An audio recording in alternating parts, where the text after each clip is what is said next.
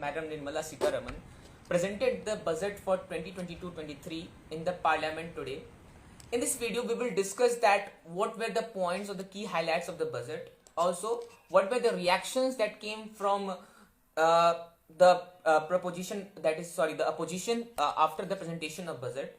We will not go into a very detailed discussion over it. Also, luckily, I do have a script today, so we will. I will try not to get confused during my presentation. Okay. So the key highlights of the budget were like the budget has ramped up spending on infrastructure such as highways and cargo terminals. It has extended credit guarantees to small businesses. No changes were announced in the tax slabs. The taxpayers can file updated income tax within 2 years of return in a one-time window. India will levy a 30% tax on the transfer of income from virtual digital assets. There was lack of specific proposals to India's address to the job crisis.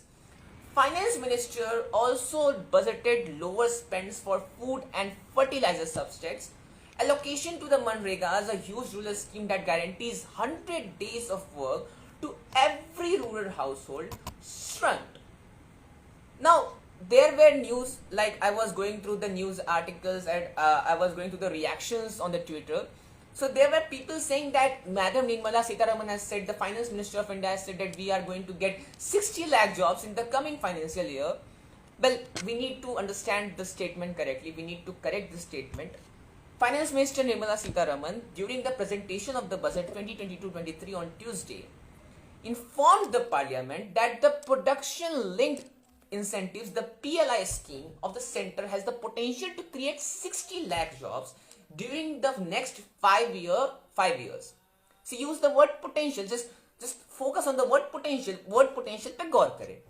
It's like saying that we will reach an economy of 5 trillion without even having a roadmap to it. Like we even don't know how we are going to reach there, but we are going to reach over there. Fine. Secondly, there has been no changes in the tax slabs. Middle class is the sufferer as always. Nari Shakti is a harbinger. Okay, Nari Shakti is a harbinger for a bright future. But the budget share of the Ministry of the Women and Child Development was 0.701% in 2021-22, and this year is slashed to like 0.638% of the total budget. I mean, what kind of empowerment is this? I don't know. There was no focus on demographic dividend either. Yes, there is something very interesting that people need to understand, that the politicians will definitely get great number of workers employed for their election campaigns. That was something that was tweeted by Mr. Basu. We can't deny the fact that there are positives in the budget, but that's only for the business class, I guess. But it's a very wonderful budget, I must say. Okay, so there is nothing like serious and point out in this budget.